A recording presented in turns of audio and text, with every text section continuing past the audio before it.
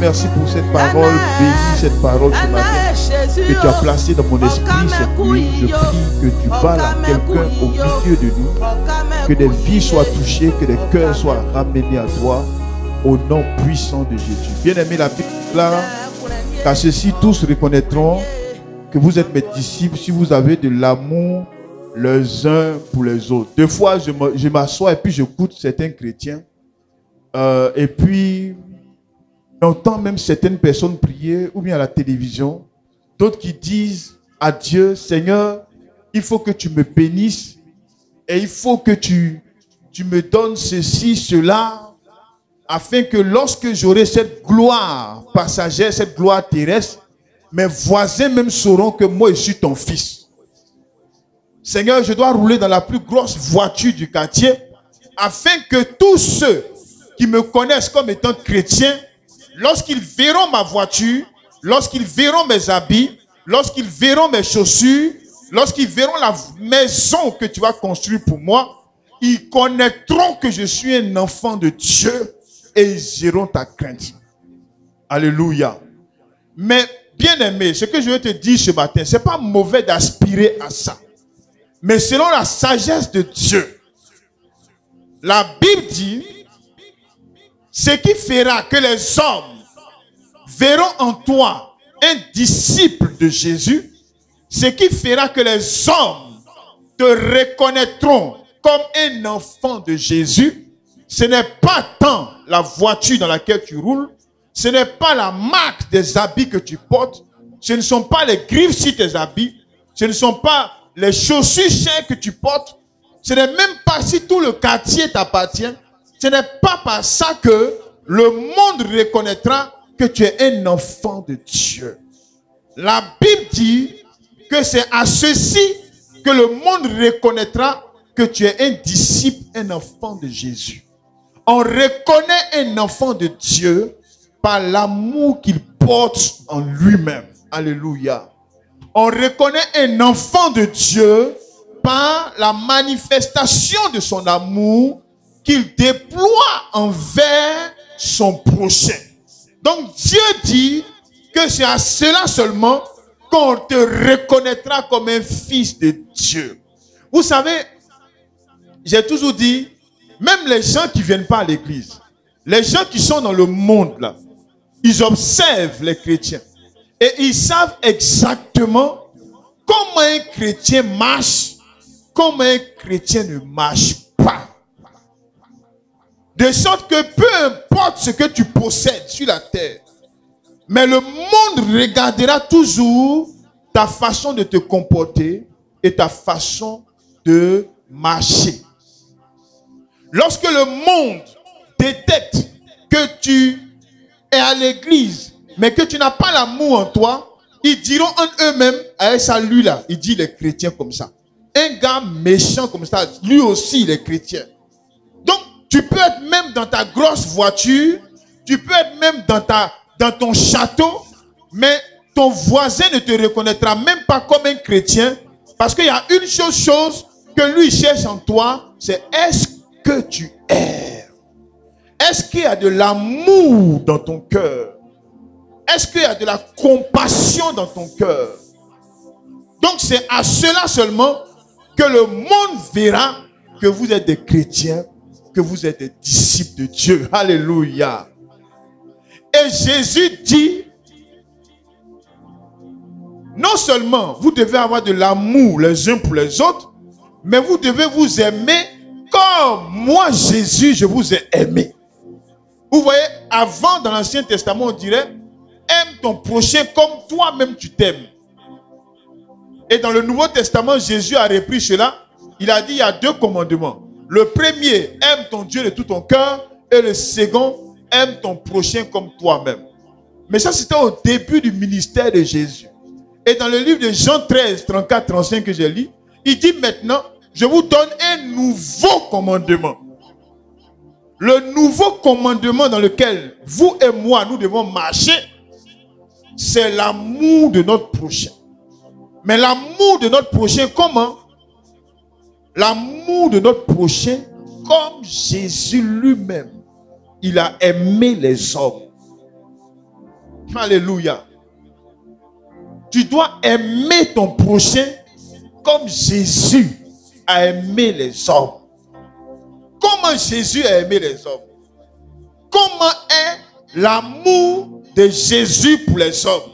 Parce que s'il te dit, aime ton prochain comme moi-même, moi Jésus, je vous ai aimé, tu dois d'abord comprendre, mais comment Jésus même a aimé le monde pour que tu puisses peut-être essayer d'aimer les autres ainsi.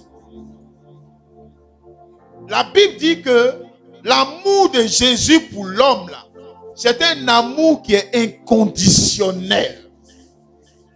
Dans Romains chapitre 5, le verset 8, la Bible dit que Dieu a prouvé son amour en ce sens que pendant que nous étions encore pécheurs, il a envoyé Jésus pour mourir pour nous à la croix. C'est un amour qui est inconditionnel. C'est un amour qui n'est pas conditionné. Quand toi et moi, nous étions encore pécheurs, Jésus est venu mourir pour toi, il est venu mourir pour moi. Regarde, pendant que toi et moi, nous étions dans les fausses choses, pendant que toi et moi, on était dans les vols, d'autres étaient des braqueurs, d'autres étaient des assassins, d'autres étaient très mauvais. Pendant qu'on faisait beaucoup de mal, on a brisé le cœur des femmes, on a fait du mal aux gens, d'autres ont assassiné.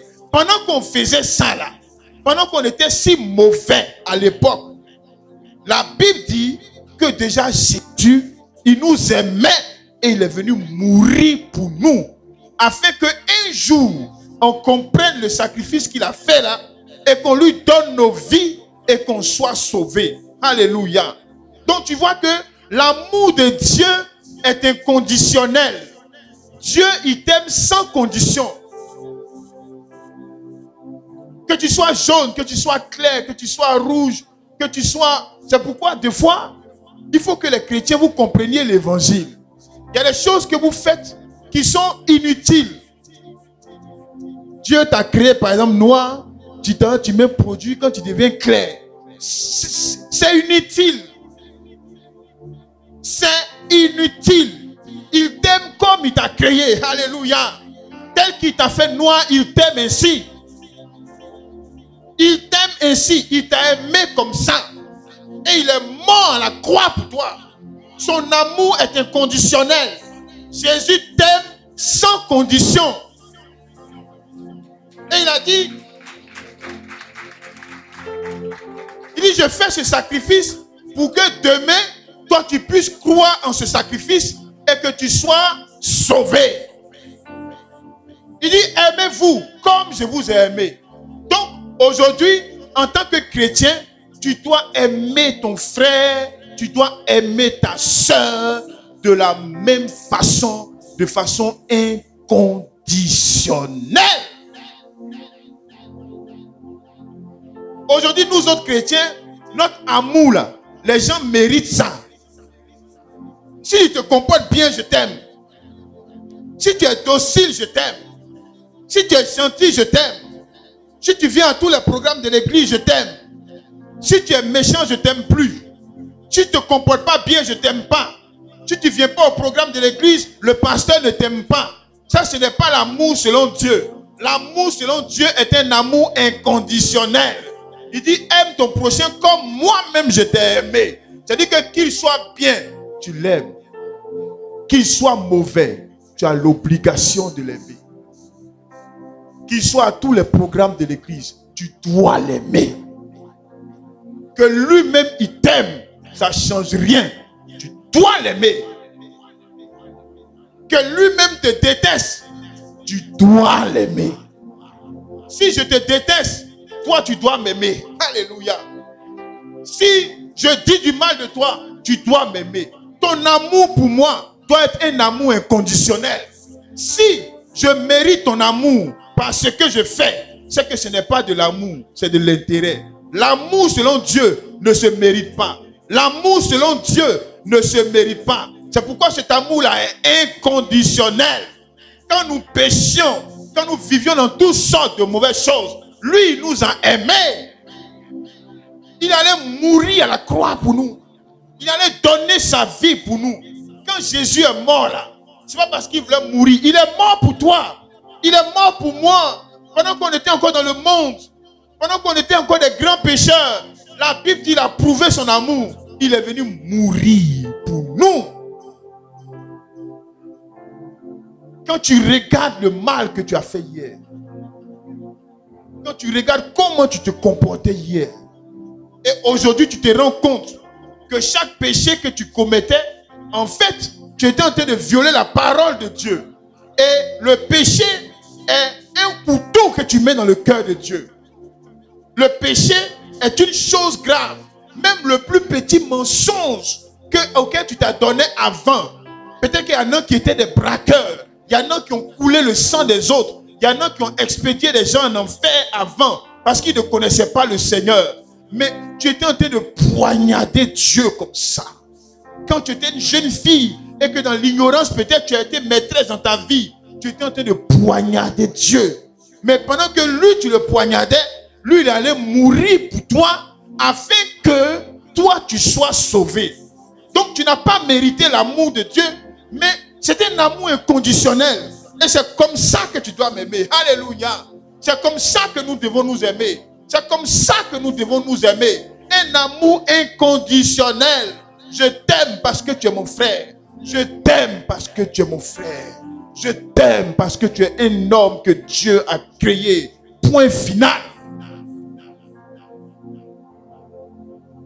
Je t'aime, peu importe qui tu es, peu importe ce que tu fais. J'ai l'obligation de t'aimer. Et la Bible dit que lorsque nous nous aimerons ainsi, le monde reconnaîtra que nous sommes les disciples de Jésus. L'amour inconditionnel de Dieu. Alléluia. L'amour de Dieu est comment? L'amour de Dieu est un amour sacrificiel. C'est-à-dire, il nous a aimés tellement qu'il est venu se sacrifier lui-même. L'amour que tu dois manifester à ton frère, à ta soeur, est un amour sacrificiel. Un amour pour lequel ou dans lequel, même lorsque tu as faim et que c'est le seul repas, tu es capable de dire à ton frère, tiens, mange, il reste dans la faim. C'est ça l'amour que le chrétien doit manifester. L'amour où lorsqu'il te reste même une seule pièce d'argent et que tu vois que ton frère a besoin de ça, tu es capable de te priver pour dire, mon frère, vas-y, règle ton problème. L'amour se sacrifie pour l'autre. Jésus a quitté son trône. Il a laissé la gloire du ciel. Il a laissé l'armée céleste des anges. Il a laissé l'élévation. Tout ce qu'il avait au ciel, il a abandonné cela. Et il est venu sur la terre comme une pauvre personne. Comme un pauvre type. Il a été humilié. Il a été frappé pour toi. Il a été meurtri pour toi. De Dieu qu'il est, il est venu mourir pour toi comme un simple homme. Il a sacrifié la vie pour toi. C'est pourquoi, lorsqu'une personne meurt, il n'y a plus de pitié et il n'y a plus de pardon.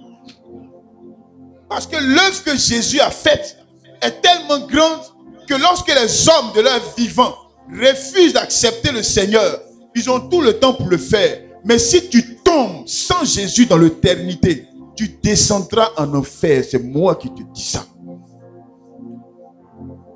Parce que Dieu s'est tellement sacrifié. Et il a mis en place toutes les conditions pour que tu sois sauvé.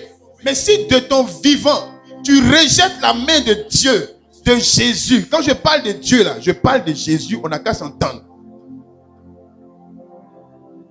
Moi, je ne suis pas un pasteur venu dire des choses aux gens pour leur faire plaisir. Je ne suis pas dans la laïcité. Je suis un prédicateur de la Bible et je prêche ce que la Bible m'enseigne. Quand je parle de Dieu, je parle de Jésus. Donc, ce que tu veux sur la terre, mais au moment de quitter la terre, il faut te débrouiller, mets Jésus dans ta vie. Parce que si tu ne mets pas Jésus dans ta vie, tu tomberas en enfer. C'est moi qui te dis ça aujourd'hui. Si tu ne m'écoutes pas, Mais un jour viendra où tu seras couché sur le lit de mort, ton âme a quitté ton corps et tu vas tomber dans l'éternité. Et tu seras en train de brûler en enfer. Il est la seule voie du ciel. C'est pourquoi lorsqu'une personne meurt, il n'y a plus de pitié, il n'y a plus de sentiment. Parce que Dieu dit, il a déjà tout fait. Il a laissé son trône. Dieu, quand on dit Dieu, il a laissé le ciel et il est venu mourir sur la croix pour que toi, tu sois sauvé. Pour que moi, je sois sauvé. La seule chose qu'on me demande, on me dit seulement, crois que cette œuvre est faite pour toi et ça fait de toi un sauvé, un racheté. Tu dis non, c'est trop facile. Moi où je suis là, je vais manger, je vais travailler. Moi, je veux une voiture, c'est ça qui m'intéresse. Mais les voitures là, un temps viendra où la voiture là, ça ne pourra rien te faire.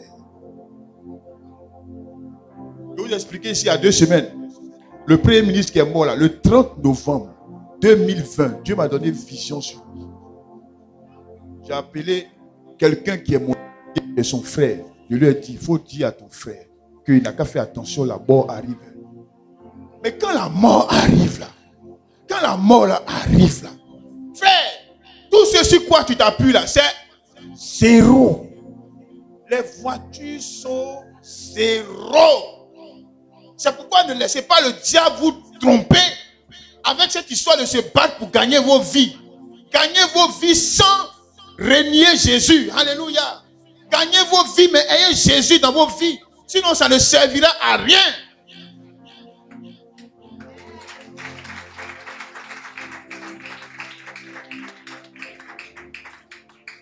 Jésus s'est tellement sacrifié.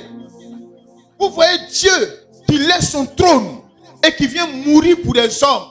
Le sacrifice est tellement grand que si tu refuses ce sacrifice et que tu tombes dans l'éternité sans Jésus, il n'y aura plus de pardon pour toi. Quand on parle aux hommes, ils ont d'autres préoccupations que manger. Manger. Il faut que je me batte. Il faut que j'ai une voiture. Il faut que sans Jésus, ça sert à quoi? Ça sert à quoi? Il faut que sans Jésus, ça sert à quoi? Frère, ça sert à quoi? Et je vous parle, et je suis un sachant. Moi là, il n'y a pas quelque chose que Dieu ne m'a pas encore montré sur la terre. Je vous le dis. Il n'y a pas une chose que Dieu ne m'a pas encore montré et ne m'a pas encore donné sur la terre. Tu rêves de quoi? Voyage? Moi, je voyage que je suis fatigué. C'est quoi ton rêve? C'est voiture? Moi, il y a une voiture que je suis fatigué. C'est quoi ton rêve? Construire une maison? J'ai une maison que je suis fatigué.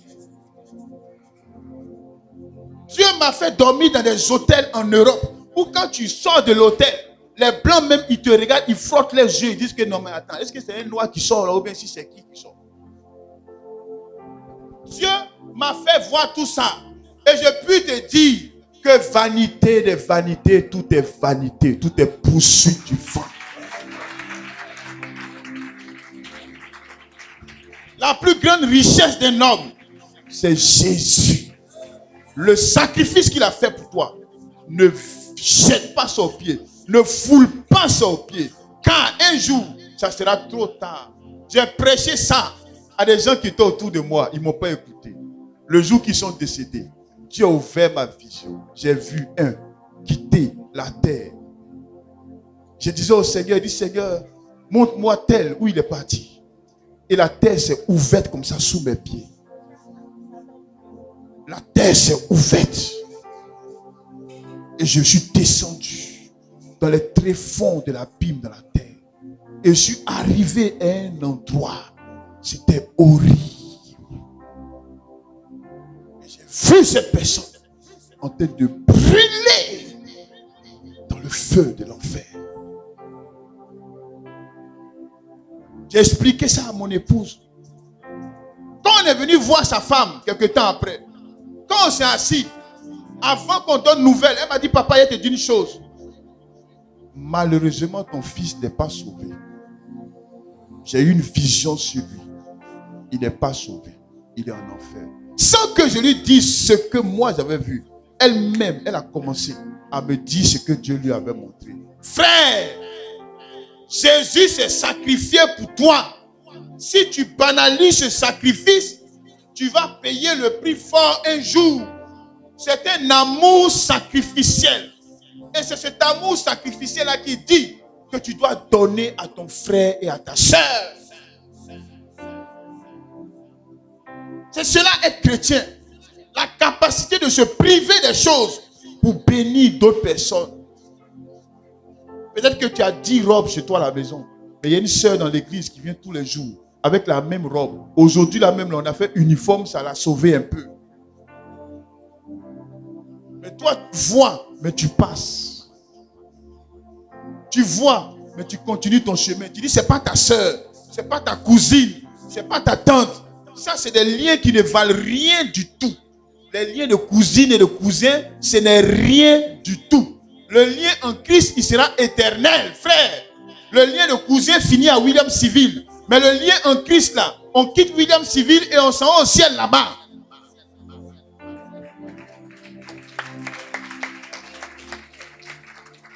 Tu n'as peut-être pas grand moyen, mais le peu que Dieu t'a donné. L'amour se sacrifie pour les autres. Et le peu que Dieu te donne. Et le peu que Dieu te donne. Et le peu que Dieu te donne. Et le peu qu'il te donne. Et le kilo de riz qu'il te donne. Ne peux-tu pas enlever un quart pour bénir un frère, une soeur? L'amour se sacrifie pour les autres. L'amour se sacrifie pour les autres. C'est comme ça que Jésus nous a aimés. Ayez des cœurs d'amour, mes frères. Soyez des hommes d'amour. Ne pensez pas qu'à vos seuls intérêts. Quand tu vis pour toi seul, tu ne vas jamais loin dans la vie. Quand tu vis pour toi seul, tu ne vas jamais loin dans la vie. Parce que Dieu n'a même pas intérêt à te bénir. Parce que qu'est-ce que Dieu a à te bénir? Quand il te bénit et que c'est pour toi seul, c'est pour tes enfants, c'est pour ta femme. Tu crées un petit paradis dans ta maison, mais auprès de toi, tu ne te soucies même pas de savoir est-ce que ce frère, est-ce que cette soeur a eu à manger. L'amour se sacrifie. Apprenez à vous sacrifier aussi pour les autres. Ne soyez pas des récepteurs. Un homme qui reçoit, finira sa vie dans la pauvreté. Un homme qui ne donne pas finira sa vie dans la misère. Peu importe ce que tu touches aujourd'hui, c'est moi qui te le dis, tu finiras ta vie dans la misère. C'est juste une question de temps. Apprenez à vous sacrifier. Apprenez à ouvrir vos mains.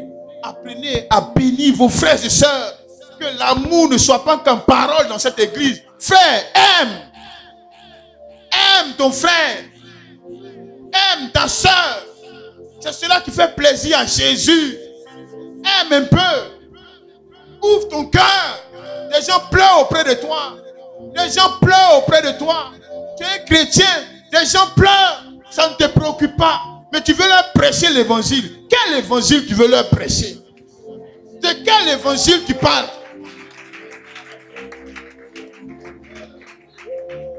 De quel évangile tu parles? Jésus t'aime, Jésus t'aime, Jésus t'aime. Frère, le monde est fatigué d'entendre Jésus t'aime. Le monde veut voir des gens qui aiment comme Jésus. Le monde veut voir des gens les aimer comme Jésus. Le monde veut voir la preuve de l'amour de Jésus dont tu parles là, dans ta vie d'abord. L'amour de Dieu se sacrifie. Alléluia. Amen, amen, amen. Que Dieu vous bénisse et qu'il vous donne un cœur fort, un cœur qui aime, au nom puissant de Jésus. Amen.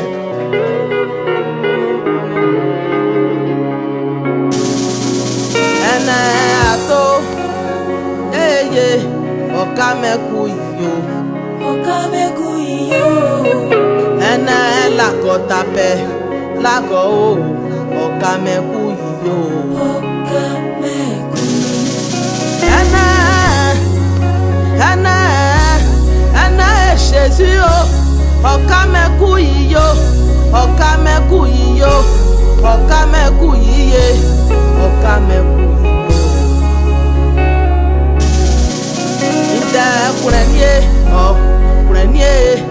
Nantoni Kesson.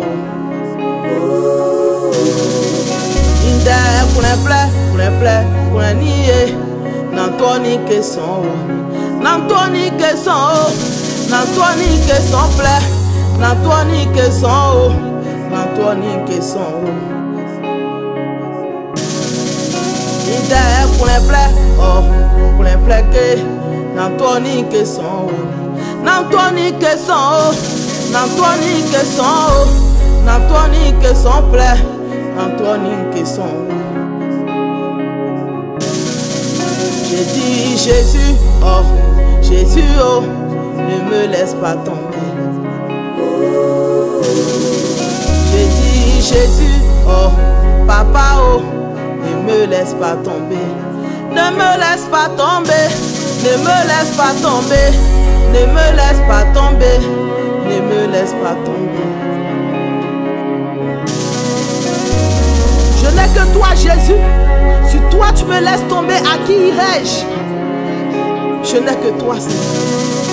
Quand mon père est parti, c'est toi qui m'as gardé. Quand ma mère est partie, c'est toi qui m'as gardé, Jésus. Où irai-je? Où irai-je? Où irai-je, Jésus? Je n'ai que toi, papa. Je cours derrière toi, Seigneur. J'ai saisi ta robe. Je ne lâcherai pas cette robe, papa. Je n'ai que toi.